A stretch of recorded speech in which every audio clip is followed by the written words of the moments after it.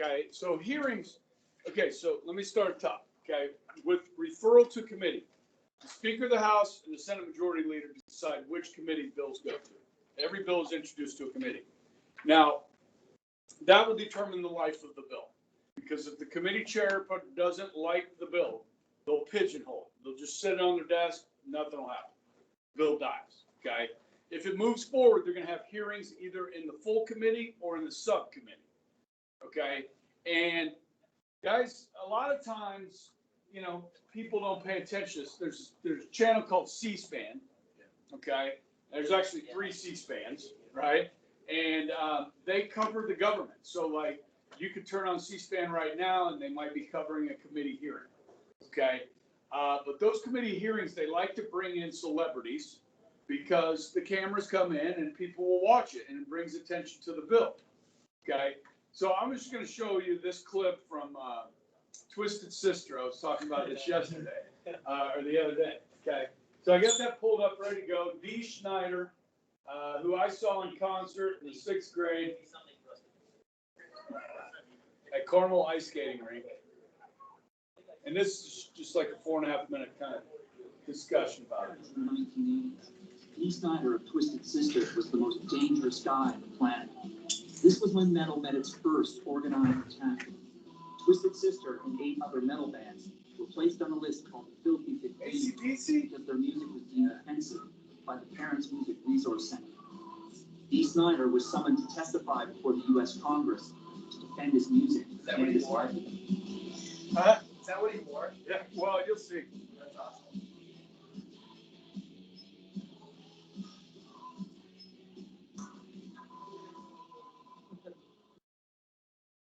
1984 was a pretty insane time for Twisted Sister. We were hearing bits and pieces about this Parents Music Resource Center and Tipper Gore, but not really registering because we were getting protests and religious groups at every show.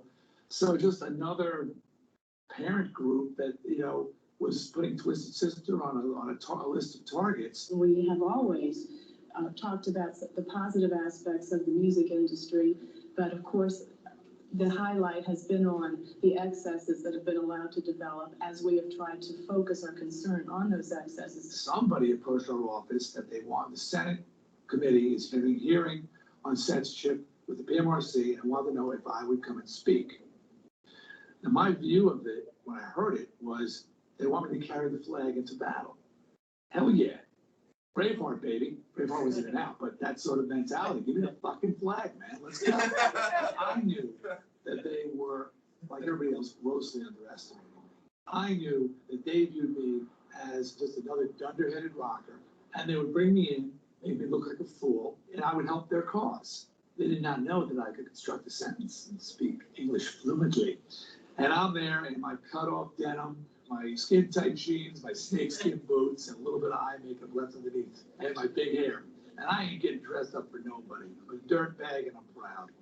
And I play these people like, mentally I'm setting these guys up for the kill. I have got my speech in my back pocket, which I have worked on for a few weeks and honed and refined till it's a freaking nuclear weapon.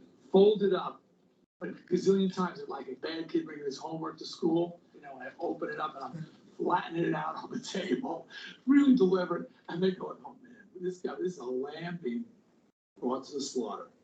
And I start reading that. Since I seem to be the only person addressing this committee today who has been a direct target of accusations from the presumably responsible PMRC, I would like to use this occasion to speak on a more personal note and show just how unfair the whole concept of lyrical interpretation and judgment can be, and how many times this can amount to little more than character assassination.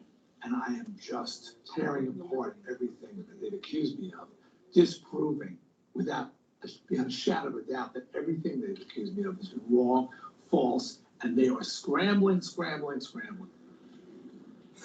They were saying that Under the Blade was about sadomasochism and bondage. It was about my guitar player's throat operation. It's not really a wild leap of the imagination to jump to the conclusion that that's about something other than surgery or hospitals, neither of which are mentioned in the song.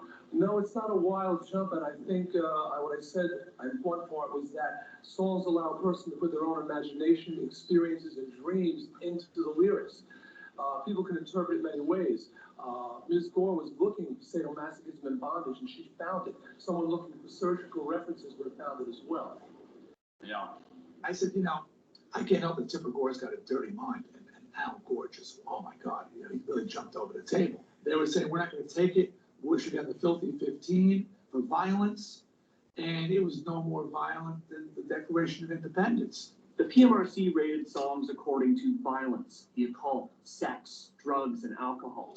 And although Dee Snider talked about road operations and standing up for your rights, most metal songs deal with much more provocative themes.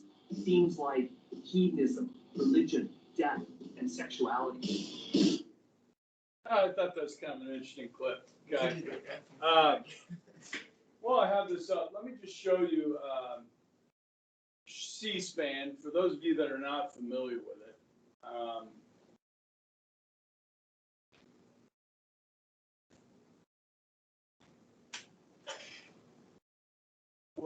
What? I guess I can't put a dash in there, huh?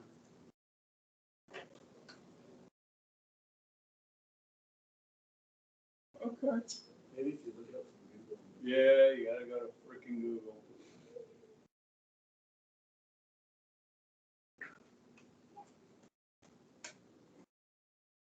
Okay.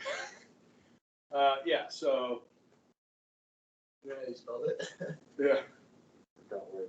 So, did anybody see Biden's speech last night? I didn't watch I it. didn't watch it. Anybody watch any of it? And then Tim Scott gave the rebuttal for the Republicans. I did watch it. Yeah, I heard that was pretty good. Yeah, so this is so here's a Senate hearing on the Library of Congress. This is subcommittee holds a hearing on NASA's Mars Perseverance rover, stuff like that. So they just kind of keep you updated on what's going on. Senate Republican lunch, stakeout, U.S. Senate live right now. So they'll take you to the floor of what's happening in the Senate. C-SPAN is not federally funded. It's thanks to the cable and satellite companies that provide our public service. So not much really happening on the Senate floor right now, but yeah, if you're into that sort of thing, Mr. Hovind, there's plenty of things to watch on C-SPAN, okay? But most people don't watch it, but that's okay. All right, it's there if you want it, okay? So, once bills referred, assigned by the majority leader or the speaker, okay? Most bills die in a pigeonhole. The full body can force it out. You don't need to know that for the test. You got subcommittee review, which, subcommittees are more specialized committees. And so they do review and hearings as well. Okay, study, bring the celebrities in, bring in experts, okay, present testimony, all different kinds of people, okay. After the hearings are over, this is really kind of the most important part of the process of drafting a bill. So somebody wrote a bill, they introduce it. After hearings and hearings, they do markup, okay? So this is where they do the real debate. So guys, in the House, you have 435 people. It's hard to open up a debate with that many people. So the real work is done in committee. So the genuine debate, the word for word, the exact phrasing, you gotta have lawyers in the room and that sort of thing, okay? This process is called markup. They can make changes to it, add things to it, and so forth, okay? Okay, then, if the bill is approved by the Senate, by the committees, either in the House or the Senate, they report the bill. The full committee now reviews, deliberates recommendations of the subcommittee. The committee may now do further review, more public hearings, or vote on it. So there's 4 things. How many things? 4 things they can do out of the full committee, okay? 1, pass it with a positive recommendation. Okay, we saw that in the little, the cartoon thing, the Schoolhouse Rock. He said, I hope I get reported favorably on, okay? Reporting the bill to the full body. That's a positive. They can pass it with no recommendation. They can pass it with an unfavorable recommendation, or they can kill it. Just, it doesn't pass. Okay. So this is an important report. So the publication of this committee report will include why this bill exists, what impact it will have on existing laws, how much it's going to cost, any new taxes or tax increase that will be required by the bill. The report also typically contains transcripts from the hearings, as well as opinions of the committee for and against the bill. This is key. Most members do not read the entire bill. They don't have time or they don't want to read it. So they will read the report, which is like a summary with all this stuff in it, okay? And that is what most members of Congress will use to make their decision on how they're going to vote, okay? This is really the thing they read, not the full bill, okay? Because, yeah, they're just not going to do it. Yeah. So how does it work when one person, so you have to be in several committees. How does it work out if certain committees are doing these programs at the same time and you're in both of them? Right. So like with the Affordable Care Act, they sent it to 11 different House committees. Yeah, you're going to have to compile a report of all committees, you know what I mean? Which would be, I mean, that summary could be a couple hundred pages long. The bill was 2,600 pages long. So the summary of, you know, all of that Affordable Care Act, the report's going to be pretty long. And yeah, I mean, this is why you have people that work for you. You know, like say, hey, buddy, take this home over the weekend and read it, and then get back to me on things you think I don't like or would like about the bill. That's what your staff is for. Okay? These other, you know, the members, they have cocktail parties and stuff to get to. Right? Some lobbyist is taking them out to dinner. All right. So, yeah, this is really, it's not really the debate on the floor of the Senate that's going to convince members how to vote a certain way. That's just a bunch of hot air. Members have already made up their mind based on this report how they're going to vote. Okay. All right. Floor action. Now, this is where it gets complicated because the House and the Senate are very different on how business is conducted in the bodies. Okay. So the bill is placed on the calendar or the House or the Senate. Now, most bills start in the House, right? Because if it spends money or taxes you, it has to start in the House. Okay, so most bills start in the House. Okay, then scheduled for floor consideration or debate before the full membership. All right, so the House has several legislative calendars, must be placed on one. The Senate only have 100. Considering fewer bills, only has one legislative calendar. Speaker of the House and the Majority Leader will decide the order that bills are reported and debated. If they don't like the bill, they won't, you know, they won't put it at a good time, or they'll delay it, you know, put it off until the next session or something like that. Okay, so when we talk about debate on the floor of the House and the Senate, as I said, the rules are very different. Bill gets a second reading, it's introduced. Okay, this committee of a whole, less strict rules, Speaker steps down, they can amend the wording of the bill before they dissolve and go back to debate. This is pretty rare, and you don't need to know committee as a whole for the test. Okay, so the debate for and against the bill proceeds according to the rules of the House of the Senate. Okay, the Speaker, or this should actually say Majority Leader, sets the rules for the debate. Yet they use parliamentary procedure, which I talked about. Like, we don't address each other by name. We speak through the President of the Senate or the House, whoever's running, say, Mr. President, you know, this member over here is mistaken, that sort of thing. You don't use this, okay? And so you have to be recognized in order to speak on the floor, okay? You will be given an amount of time to speak, and then you can yield that time to others, okay? This is where the tactic known as the filibuster occurs. Now, you guys heard of that before? Okay. All right. Now, I gotta move away from this a little bit and talk to you. Who's trying to get rid of it? The Democrats are talking about doing away with the filibuster. I don't think it's going to happen. Okay. I am going to turn this off for a minute.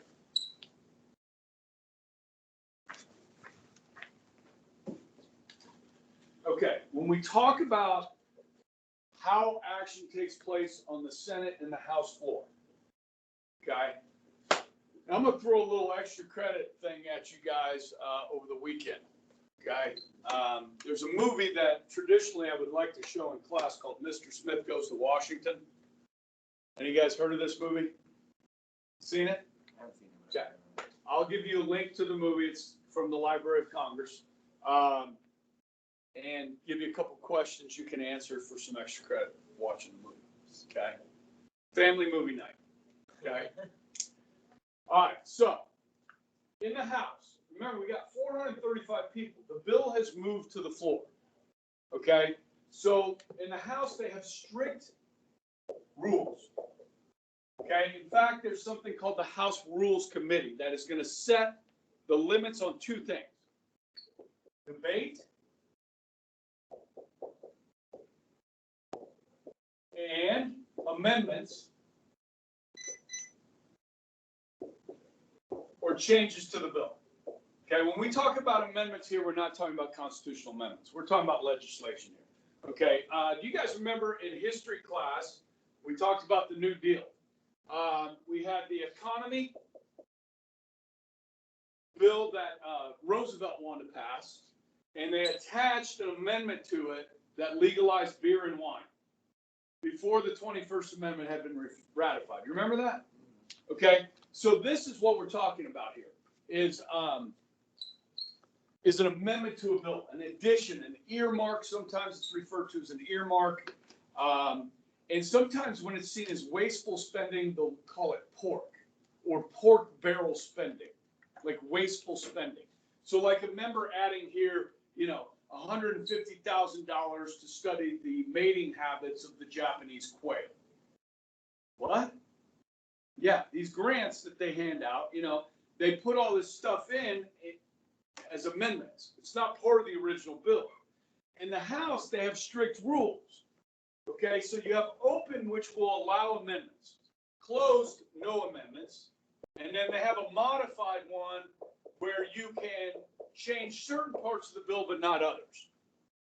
Okay, so you have to have strict rules, because if you have 435 members adding all this stuff to these bills, it's gonna take forever.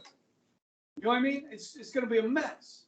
So generally, they don't in the House allow them to change the bill out of committee. Once it comes out of committee, it doesn't change a lot, which means strict rules makes the committee's work very important.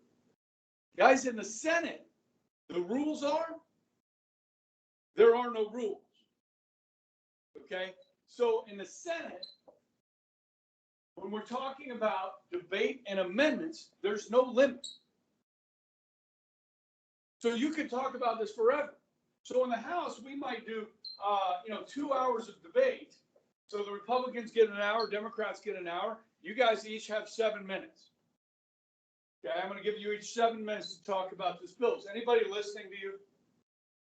No, they've already made up their mind how they're going to vote. That's why this debate is silly most times. Yeah, you don't really need it, but you got to offer it. Okay, because people want to have their say. So in the Senate, there's no limit on these two things, unless you get what's called a unanimous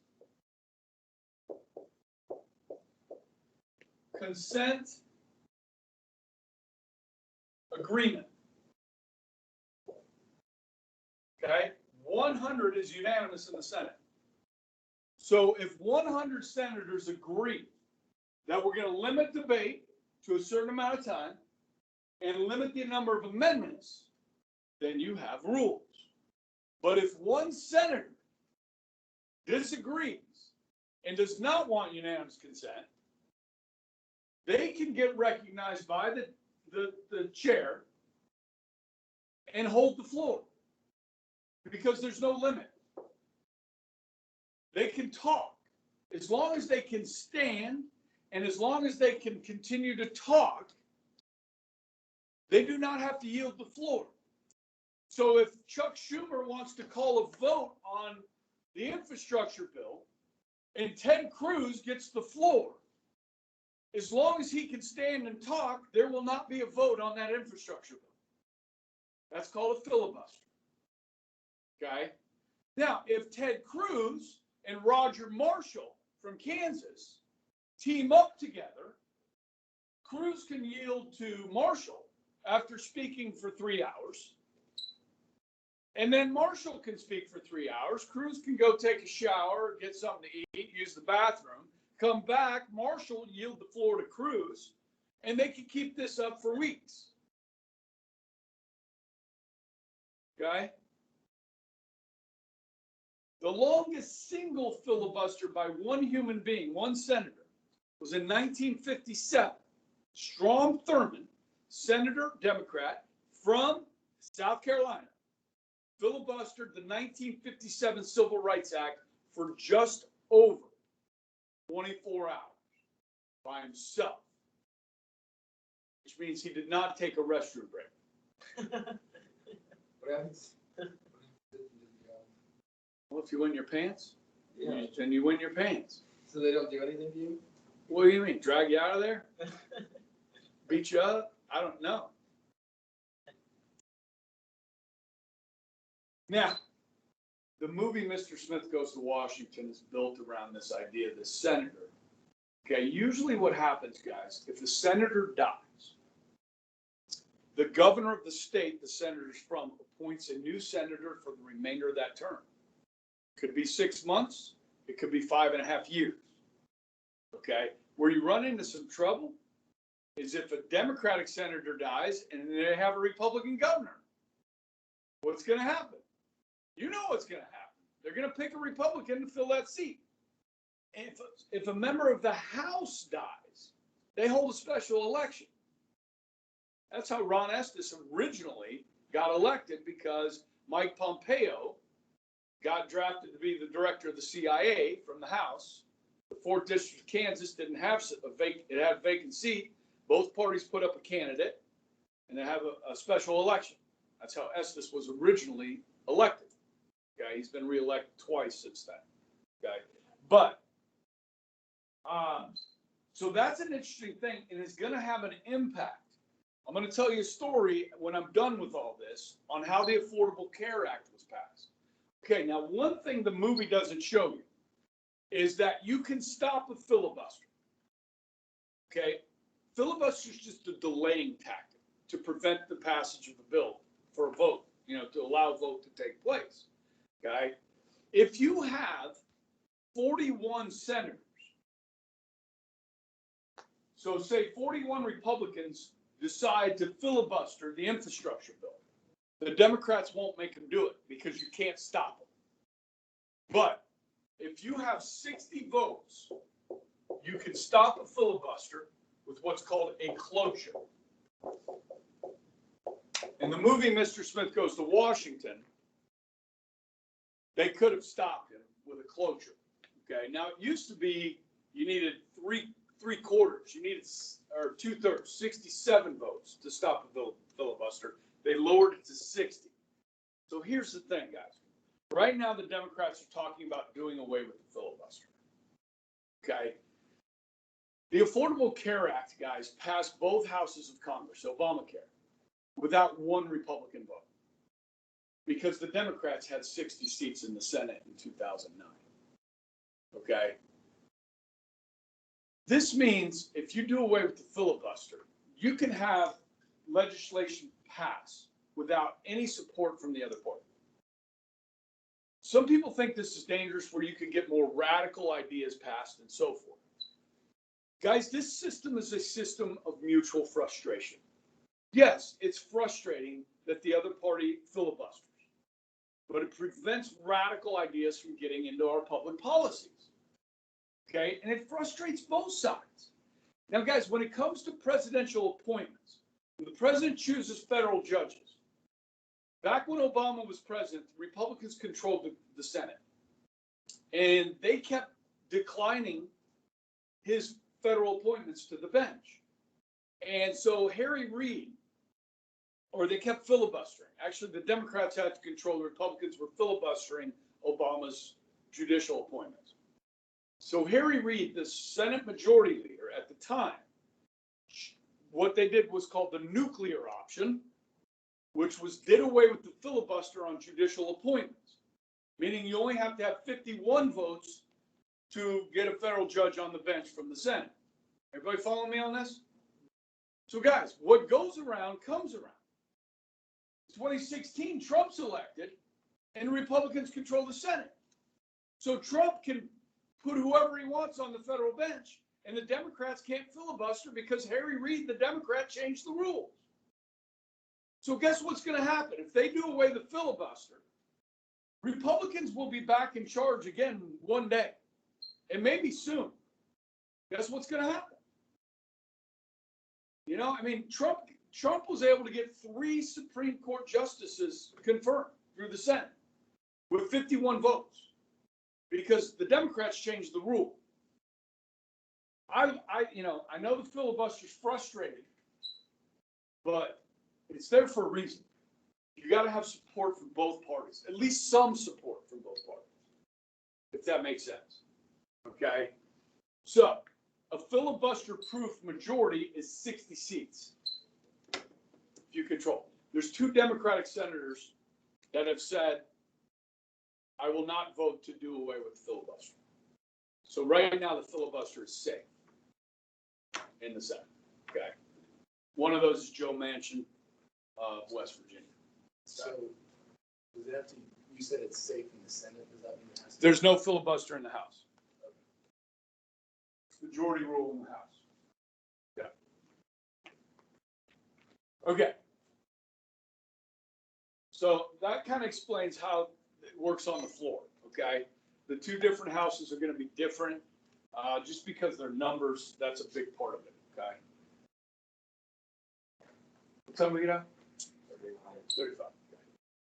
I know this is not super exciting, guys, but I'm trying. Okay. So, and the ladies are going to be watching this tomorrow because I'm going to be with you guys. Sorry.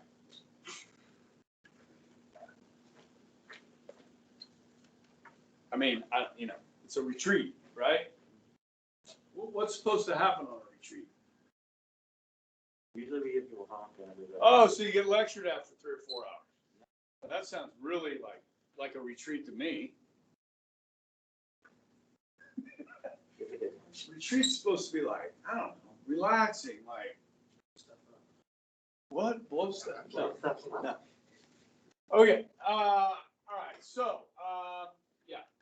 So this fills in some of the gaps here of the debate, okay? So number of amendments or changes. Now, when I was talking about the filibuster, guys, one of the things you can do while you're talking, you don't have to talk about anything in particular. Ted Cruz famously did a filibuster a few years ago, and it was late at night. It was like 10 o'clock. And so he decided he knew his girls back home, his 2 daughters were watching on C-SPAN, okay? And so he read them a good night story. He read them Green Eggs and Ham on the floor of the Senate. Oh, that's adorable. Yes, it was adorable. And, you can just continually add amendments to a bill. That's one of the things you can do while you're filibustering because there's no limit. You can read the Bible, you can read the Constitution, you can read the Declaration. You just read, you can talk, you just got to stand and talk. Okay? And again, if you have 41, the whole party's saying, we're going to filibuster, the other party doesn't make them do it. You know what I mean? Because they know it's not worth the time. Okay? But yeah, sometimes, people like Rand Paul, Rand Paul from Kentucky. I mean, he's a very independent-minded person. He goes against his party and the other party. He's a libertarian. You know what I mean? So he'll stand up. He's filibustered before on several occasions. Okay? So normally they, if it's just a few of them, they let them do it for a while and then, then they tend to move on. Okay. So you said it's as long as you're talking and standing. Mm-hmm. So if you sit down, do they? I think you get like 3 minor violations and then you lose the floor. Yeah. So yeah, that's okay. But if you stop for too long, it's a violation, and you get three minor ones, and then you're done. Everyone else kind of sits there watching you. Okay, so one of the things you'll see in the movie, if you watch the movie, is the person that's filibuster can ask for a quorum call. A quorum is a certain number of people present to do business. So like if, let's say we're having a house captain meeting, there's 64 house captains. Okay, is that right? Yeah, 64 house captains. And you're going to change the rules of what house captains do, and they're all going to decide. And only 10 house captains show up for the meeting. Are you going to allow them to conduct business for the rest of them if they're not there? You don't have a quorum. So in the Senate, you got to have 51 people present to conduct business. Now, there may only be 10 people in there. If you say, hey, Mr. President, I asked for a quorum call, then members are forced to come in. There's like the sergeant at arms can go down the hall and drag members of the Senate into the chamber for a quorum, okay, to conduct business. And he does that in the movie. So it's really fun. My regular kids, I had 15 of them watch it, and I got really good reviews on it. So, yeah. Does the Senate just run like all day and night? No, so the House and the Senate basically keep kind of the same calendar as we do as schools. So they have summer recess, they have fall recess, they have winter recess, which is Christmas break for us. And they don't operate on the weekends generally, okay? You can have a special session to call people in. The president can actually call on a special session. The president can also adjourn Congress, force them to adjourn, okay? So that's kind of an interesting thing, but they share the pretty much same calendar. So right now, Congress is in session, as we witnessed on C-SPAN, okay? So voting. Once the debate is ended, any amendments to the bill have been approved. So every little amendment you add to it has to be voted on, okay? The full membership will vote. Riders can be attached, which are amendments that have nothing to do with the bill. This mostly happens in the Senate. Okay, in the House, like I said, they have strict rules. In the Senate, there are no rules. So you can add amendments to these things that have nothing to do with the bill. Okay, I don't know if I've ever talked about this in here. You guys ever been to the Kansas Cosmosphere? Why would they build a space center in the middle of Nowheresville, Kansas? What are you talking about this? 2 words. Bob Dole. Yeah. Right? Bob Dole brought it home, man. He attached an amendment with some funding in it to build a space expo center in Hutchinson, Kansas, which is kind of in the middle of the country, and to create tourism for Kansas. Okay, who paid for that? Not the people of Kansas. Yeah, they chipped in, but the people of California, people of New York, other states, they all paid for it. Okay, I'm not a big fan of that. And some members of Congress are really good at bringing home the pork. Okay, bringing home the bacon. One thing, some of you probably remember John McCain. He's a longtime senator from Arizona. Ran for president. Obviously, he's a Vietnam vet. John McCain, never did that. In all his years in the Senate, never put an amendment on a bill to get stuff for Arizona, which shows a lot of integrity for him. I mean, there's things I really disagree with John McCain on when he was alive, but enormous amount of respect for the man. Okay. All right. So the vote can be a voice vote or roll call vote. Vote actually can have a standing vote or a teller vote. 2 people, 1 from each party, stand up as they pass between them. They're counted. Guys, usually it's just like this. They have a little button at their desk. They vote yes or no. Okay. Like Jeopardy. Okay. You do have to be present to vote. Okay. You can't phone it in. During the pandemic, Pelosi changed the rules of the House where you could. And I don't know if she's reversed that yet. And from what I understand in the State of the Union, and I don't know if they called it that last night, a lot of members weren't there. They had social distancing and everybody was wearing masks, even though everybody's vaccinated. What's the CDC say? If 2 people are vaccinated,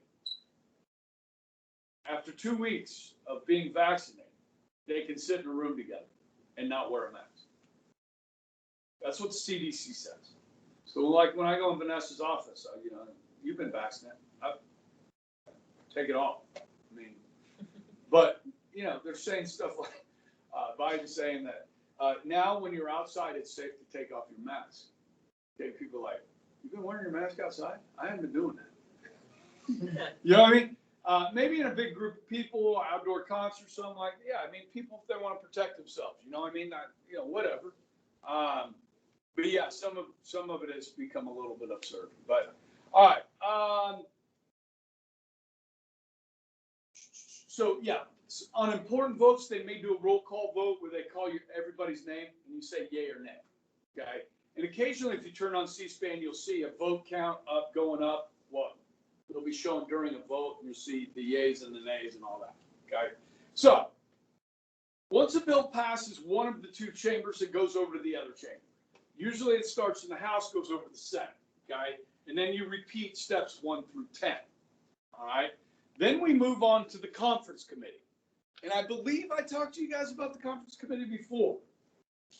Maybe at the beginning, at some point when we talked about committees earlier, but maybe not, okay? I think I did. Okay, this is where I drew up on the board.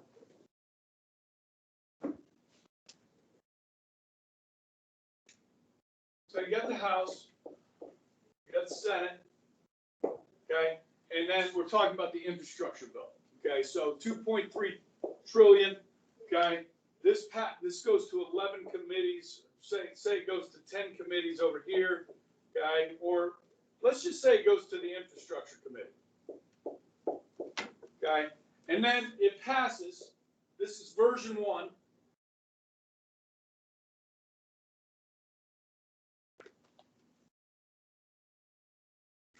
This passes, this 2.3 trillion, okay? They send it over to the Senate. Remember, the rules are, there's no rule. So the bill's going to look different. Members can add stuff to it, take stuff away, and so forth. And let's say they come back with a $1.3 trillion, okay, infrastructure package. That went over in the Transportation Committee over here. Okay, that's where it started. And the Infrastructure Committee over here. So this passes the Senate, okay, good. And so what do you send the president? You have a conference committee, okay? And remember, conference committees are made up of these people that worked on this legislation already in the committees in either house, okay? And so their goal is to compromise or reconcile two different versions into one, okay? And that will be version 3. If a bill makes it this far, there's a good chance it's going to pass. Okay?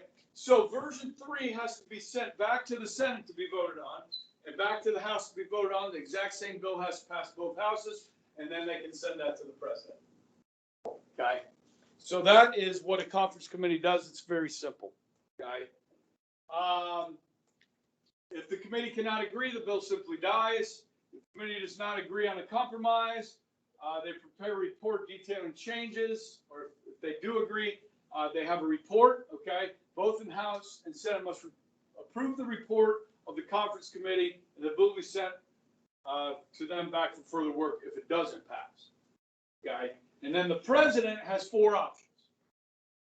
The president can sign it, he can veto it, he can leave it on his desk for 10 days. If at the end of those 10 days, Congress is in session, it automatically becomes law. If Congress is out of session at the end of those 10 days, it's an automatic veto. Okay? Now, there's no name for this. The automatic veto is called a pocket veto. Okay? There's no political science name for leaving it on your desk for 10 days. Congress is in the session at the end of those 10 days. There's no word like gerrymandering or filibuster. So the first year I taught this class was a regular government class, and I had a student named Dawn Garens. This is 22 years ago. And I said, we need to come up with a name for this. And she came up with ghostwriter. So it's like a ghost is signing it into law. The president doesn't sign it, but it becomes law. Okay? So on the test, you can use that term. Okay, now I've been teaching government now for 23 years, and all my students know about the ghostwriter. So eventually it'll make its way around and wind up in a textbook somewhere. Okay, and we'll give Don Garen's credit for that, not Mr. Ebron. Okay. Propose a bill. Yeah, we need a name for it. Okay. So a veto and then a pocket veto here. Okay, so 2/3 majority of the House, if there is a veto, is required to override both houses. Okay. More often, Congress and the President attempt to negotiate a compromise bill, which bill returns to Congress for the process start all over again. Okay. And that, my friends, is how a bill becomes a law. All right. So when are we going to take this test? Same day as I'm getting my history test. Sounds great, Tuesday. And Tell history. Or we can push it Tell Thursday. history that. I'll do this. I'll What do if we this. watch the movie? I'll let my 2-time students, like Brody here, take one of the tests on Tuesday and one on Wednesday. Come in and take the other one. Or you can take both. Okay? That, ladies, you know who you are. You can decide. Okay? I'd like to do it Tuesday instead of Monday because I want to go through this process with you with the Affordable Care Act and tell you that story. And I'll tell everybody because it's really interesting and it'll help reinforce everything you know about how a bill becomes law. Because I went over this kind of fast. All right? So we don't have to. Anyone only have like Have a great day.